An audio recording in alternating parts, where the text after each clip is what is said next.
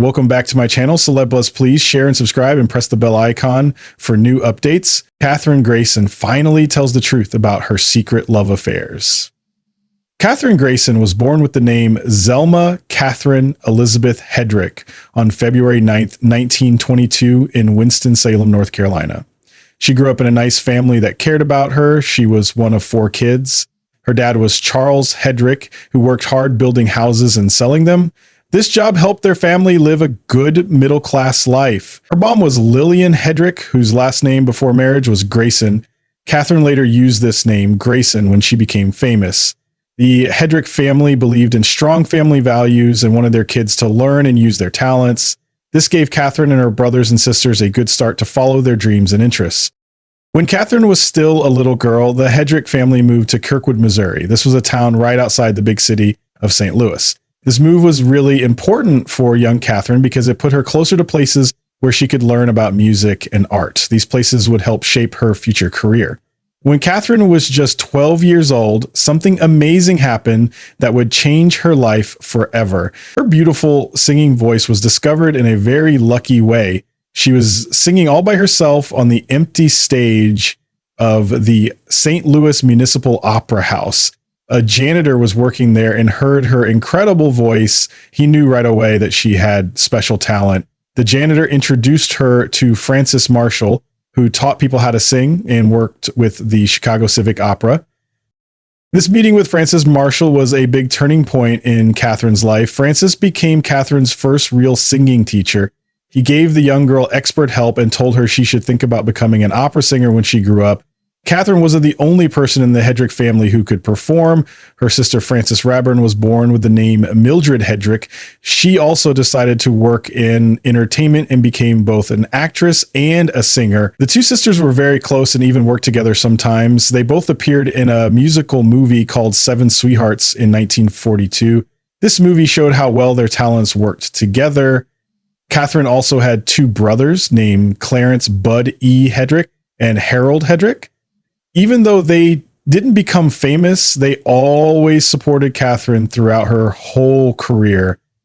His family was very close and always helped each other. This strong family support helped Kathryn believe in herself and keep trying even when things got hard. When Kathryn was about 15 years old, the Hedrick family made a big decision to move to California. California was full of opportunities, especially in the growing entertainment business that was centered in Hollywood. This move was really important for Kathryn's future. It gave her the chance to try out for many different roles, work with great teachers, and eventually get contracts with movie studios. Ever since she was 12, Kathryn had been working really hard to learn how to be an opera singer. Being an opera singer is very difficult because you need to have a good voice, but you also need to be very precise and show strong emotions. Her hard work learning opera prepared her for a career that would include both classical music and popular songs. By the early 1940s, Kathryn's hard work and natural charm caught the attention of Metro-Goldwyn-Mayer, which everyone called MGM. MGM was one of the most important and respected movie studios in Hollywood at that time. She got a contract with MGM, which was famous for making fancy musicals and helping stars who had amazing singing voices become successful. At first, Kathryn played smaller parts in different musical movies. This helped her get better at acting and being comfortable on camera. Her big break came when she started getting the main roles in really important movies. One of these movies was called Thousands Cheer from 1943. This was a musical made during wartime to help people feel better, and Kathryn's singing was shown off in a wonderful way. Then she starred in Anchors Away in 1945, a classic musical comedy where she worked with legends Frank Sinatra and Gene Kelly. Kathryn kept building her amazing movie career with famous roles in Showboat in 1951 and Kiss Me Kate in 1953. These 2 movies showed not only her beautiful soprano voice, but also how good she was at dramatic acting. In both films, she worked with Howard Keel, and they made a great team that audiences loved watching. These movies are still some of the most celebrated musicals ever made, and Kathryn's performances helped make them so popular and memorable. Besides making movies, Kathryn Grayson showed she could do many different things by also performing on stage. From 1962 to 1964, she appeared in a Broadway show called Camelot. This was a famous musical that let her use her opera training in a theater setting. Her stage presence combined with her amazing voice earned her praise from critics and audiences. This made her reputation as a complete musical performer even stronger. Later in the 1960s, Kathryn went back to her classical music roots by performing in several grand operas. This made her artistic work even more diverse and impressive. She performed in beloved classics like La Bohème, Madama Butterfly, Orpheus in the Underworld, and La Traviata. These operas required not only amazing vocal skill, but also deep emotional acting, and Kathryn delivered both with excellence. Her ability to work in both Hollywood musicals and traditional opera made her a unique person in American entertainment. People admired her for her talent, grace, and dedication to the arts throughout her long and successful career. Kathryn Grayson, the famous opera soprano and movie star from Hollywood's golden age, was married twice during her life. Both marriages got a lot of public attention because her husbands were also famous and the relationships were emotionally complicated. Her first marriage was to actor John Shelton, a tall, handsome leading man who had contracts with several major studios during the 1940s. Grayson and Shelton met in a romantic way while doing screen tests, which was a normal place for people in the entertainment industry to fall in love during that time. They felt chemistry right away and started dating. Their courtship lasted about 18 months, which was a long engagement by Hollywood standards. It showed they were emotionally invested and perhaps idealistic about their relationship. The couple decided to marry in a quick and somewhat secret way by eloping to Las Vegas, Nevada, where they got married on July 11th, 1941.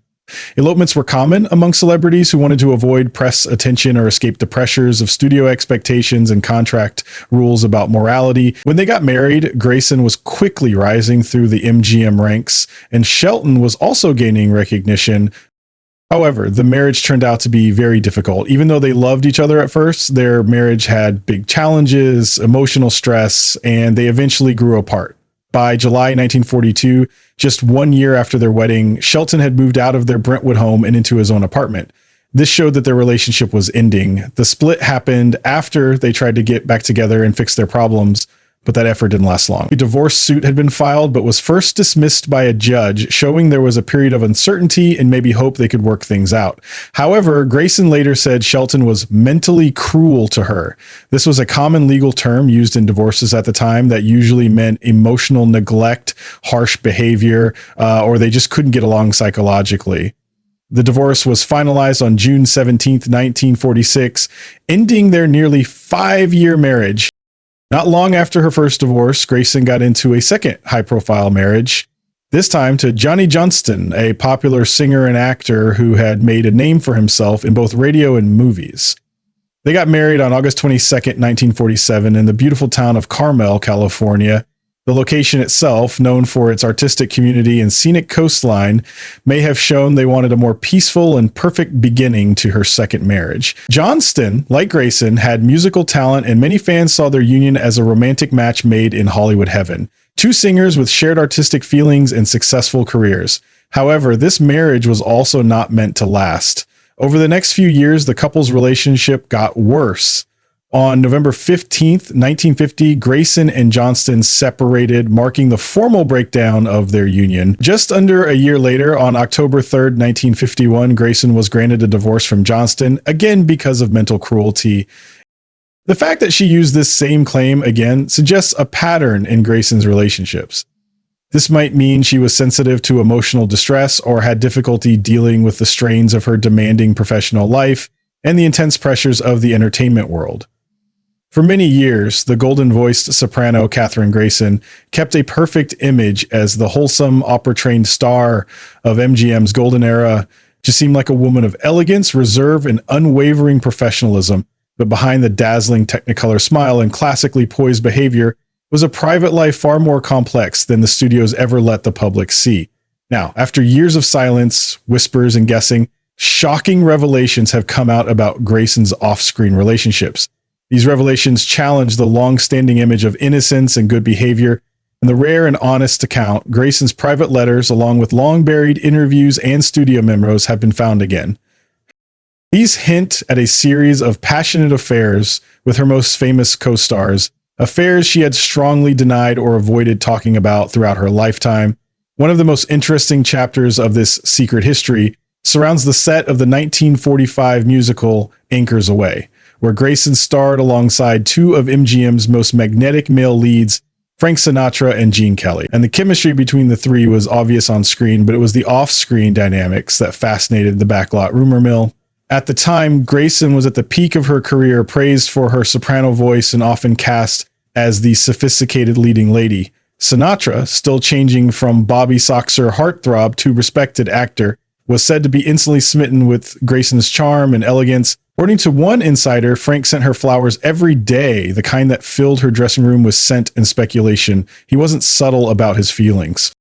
But Sinatra wasn't the only one trying to get Grayson's attention. Gene Kelly, known for his athletic grace and boy-next-door charm, reportedly started flirting with Grayson, and it quickly went beyond casual. Though Kelly was married to actress Betsy Blair at the time, sources close to the production claimed he and Grayson shared intense late-night conversations, secret rehearsals, and even a few stolen moments between takes that left little doubt about their mutual attraction. You could cut the tension with a knife, one former crew member remembered. Gene and Kathryn would disappear between scenes and no one asked too many questions. What makes this triangle particularly scandalous is the tension that developed between Sinatra and Kelly, who were already famously competitive over Grayson's affections. Though they kept their professional behavior on camera, behind the scenes their rivalry got worse, with Sinatra reportedly becoming increasingly jealous of Kelly's relationship with the glamorous soprano. Grayson, for her part, kept a coy neutrality in public, but letters written to a friend suggest she was deeply conflicted. "Frank makes me feel like a schoolgirl," she wrote in one letter. "But Gene speaks to a fire in me I didn't know was there." Despite the emotional entanglements, Grayson stayed focused on her performance, never letting her personal affairs interfere with her professionalism. Still, the emotional toll of juggling two powerful and passionate suitors while hiding her personal life from studio scrutiny must have been huge. At the time, MGM enforced strict moral clauses in their stars' contracts, and a public scandal could have ended careers overnight. Grayson knew the stakes. Her silence wasn't just being discreet, it was survival. In later years, Grayson would reflect only indirectly on the experience, speaking fondly but carefully of both men. It wasn't until years after her retirement that close friends revealed she had described that period as one of the most thrilling and terrifying of my life. Whether she ultimately chose one man over the other remains a mystery, one she took with her to the grave. But in breaking her silence, however subtly, through her writings and confidences, Kathryn Grayson has given a new dimension to her legacy, that of a woman who, even in Hollywood's golden age of illusion, dared to live and love on her own terms, if only in the shadows. According to her longtime personal secretary, Kathryn Grayson passed away peacefully in her sleep at her home in Los Angeles, California on February 17th, 2010. She was 88 years old at the time of her death, marking the end of a remarkable life that lasted nearly 9 decades. Her passing was calm and without suffering, bringing a gentle close to the life of a woman who had once dazzled millions with her ethereal soprano voice, screen presence, and elegance. Grayson had been living quietly in her later years, largely removed from the spotlight she had once so gracefully commanded during the golden age of MGM musicals. As she had stepped away from the limelight, her legacy remained firmly intact, cherished by fans of classic Hollywood cinema and lovers of opera music alike. Her secretary, who had worked closely with her for many years and become both a trusted assistant and friend, noted that Grayson had remained sharp, gracious, and dignified to the very end. In her final days, she reportedly reflected fondly on her career, her time working alongside legends such as Mario Lanza, Frank Sinatra, and Gene Kelly, and her enduring love for the music that had given her a lifelong purpose. Grayson's death marked the passing of one of the last remaining icons of a bygone era, a time when Hollywood musicals reigned supreme and stars like her represented the pinnacle of poise and vocal perfection. Her home in Los Angeles, filled with mementos of her film career, framed photographs with fellow celebrities, and cherished memorabilia from her opera performances, served as a quiet sanctuary where she had enjoyed the final chapter of her life with dignity and grace. Though the world had not seen her on screen in decades, her memory lived on through the timeless films she left behind, such as Showboat, Kiss Me Kate, and Anchors Away, each a lasting testament to her extraordinary talent. The news of her passing was met with tributes from fans and historians around the globe, all recognizing her unique contribution to American entertainment history. Her death, while peaceful, was deeply felt by those who had admired her since her heyday in the 1940s and 1950s, and especially by those fortunate enough to know her in person. A woman remembered not only for her vocal brilliance, but also for her warmth, wit, and humility.